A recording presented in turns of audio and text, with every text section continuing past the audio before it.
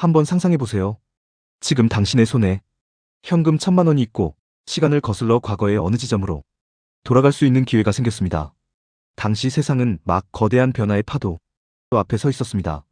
지금은 너무나 당연한 기술들이 태동하던 시기였죠. 그때 당신은 두 갈래 길 앞에서 선택을 내려야 합니다. 첫 번째는 미국이라는 거대한 항공모함에 탑승하겠다는 결정입니다. 미국을 대표하는 500개 기업의 운명에 내 돈을 맡기는 S&P 500이죠. 두 번째는 미래를 바꿀 혁신 엔진을 단 경주마에 걸겠다는 선택입니다. 성장 가능성이 높은 100개 기업에 집중하는 나스닥 100입니다. 시간이 흘러 오늘날 그 선택의 결과는 어떨까요? 수치는 거짓말을 하지 않습니다. S&P 500에 넣은 1,000만 원은 약 1억 8천만 원이 되어 있겠지만 나스닥 100에 건 1,000만 원은 무려 8억 원이라는 거대한 자산이 되어 있을 겁니다. 8배와 80배. 이 압도적인 격차를 보면 당연히 나스닥을 샀어야지 라고 외치고 싶을 겁니다. 하지만 여기서 의문이 생깁니다. 왜 워런 버핏 같은 투자의 거장은 유원장의 자기 재산의 90%를 수익률이 더 낮은 S&P 500에 넣으라고 했을까요? 왜 수조 원의 나랏돈을 굴리는 연기금은 나스닥보다 S&P 500을 더 많이 들고 있을까요? 그 80배라는 영광 뒤에는 우리가 반드시 알아야 할 잔인한 대가가 숨어 있기 때문입니다. 두 지수의 성격 차이를 한마디로 정의하면 이렇습니다. S&P 500은 우리 몸에 꼭 필요한 성분을 골고루 담은 종합 영양제입니다. IT는 물론 금융, 의료, 에너지, 생필품까지 미국 경제를 지탱하는 모든 장기가 건강하게 돌아가도록 설계되어 있죠. 특정 장기가 잠시 아파도 다른 부위가 버텨주는 안정감이 강점입니다. 반면 나스닥 100은 한계를 돌파하게 만드는 강력한 각성제와 같습니다. 오직 혁신과 성장에만 모든 에너지를 쏟아붓죠. 약효가 돌 때는 그 누구보다 빠르게 앞서 나가지만 부작용이 올 때는 몸 전체가 떨리는 변동성을 감당해야 합니다. 실제로 과거의 어느 폭락장 당시 나스닥 100은 고점 대비 무려 마이너스 82%가 빠졌습니다. 1억 원이 1,800만 원으로 쪼그라드는 처참한 광경이죠. 더 잔인한 건 그 상처가 아물어 원금을 회복하는 데만 자그마치 15년이 걸렸다는 겁니다. 당신은 15년이라는 세월 동안 마이너스 계좌를 보며 일상을 버틸 수 있습니까? 반면 S&P 500은 상대적으로 하락폭이 적었고 훨씬 빠르게 회복하며 투자자의 멘탈을 지켜줬습니다.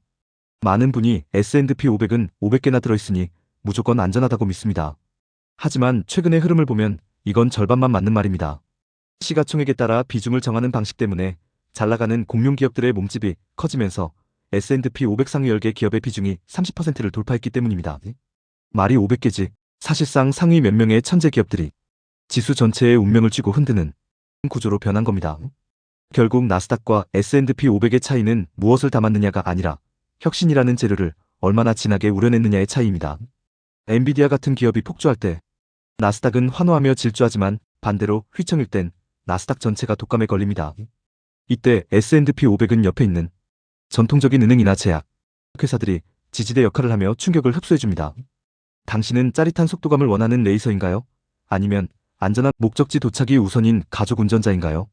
투자의 성적표를 볼 때 우리가 반드시 체크해야 할 두 가지 수치가 있습니다.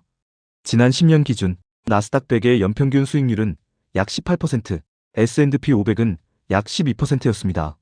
18%는 내 돈이 4년마다 2배가 되는 마법 같은 속도입니다.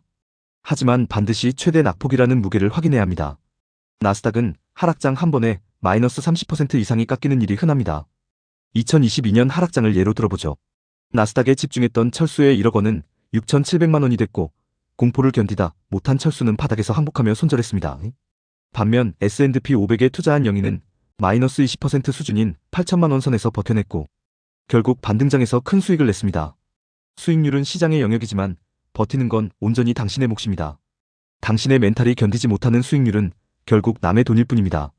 밤에 잠을 편히 잘 수 있는 수준이 변동성을 찾는 것, 그것이 진짜 공부의 시작입니다. 한국 투자자라면 ISA, 연금저축, IRP라는 3종 세트를 절대 잊지 마세요. 세금 혜택만 잘 챙겨도 최종 수익률은 10% 이상 벌어집니다. 여기에 경제위기 시 자산을 지켜주는 달러 보험 역할을 위해 환노출 상품을 선택하는 지혜도 필요합니다. 정답을 정해드릴게요. 2030 세대라면 나스닥 100 70%, S&P 500 30% 비중으로 엔진을 풀가동해 자산을 키우세요. 하지만 5060 세대라면 S&P 500의 비중을 70% 이상으로 높여 노후의 안전벨트를 꽉 조여야 합니다. 어떤 지수가 더 우월한지는 중요하지 않습니다. 중요한 건 당신이 시장에서 퇴출당하지 않고 얼마나 오래 살아남느냐입니다. 닷컴버블과 금융위기라는 터널을 지나 결국 부자가 된 사람들은 가장 똑똑한 사람이 아니라 가장 끈질기게 주식을 모아간 사람들이었습니다. 지금 당장 단 한 주라도 시작해보세요.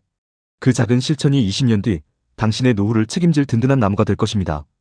오늘 내용이 도움되셨다면 구독과 좋아요 부탁드립니다.